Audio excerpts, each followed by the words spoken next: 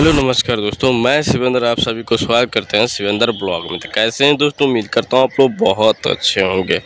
दोस्तों बता दूं कि खेसारी भैया का एक और मूवी आने वाला है, काफ़ी गजब का है, जो कि जिनका नाम है नास्तिक।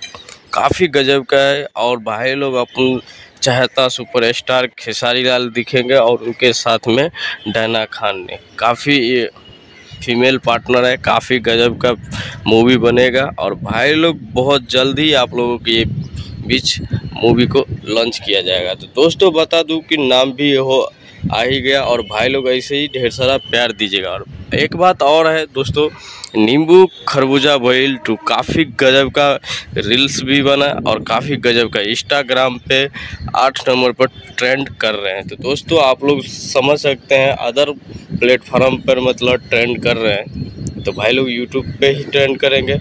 चलते हैं अगले वीडियो में मिलेंगे फिर।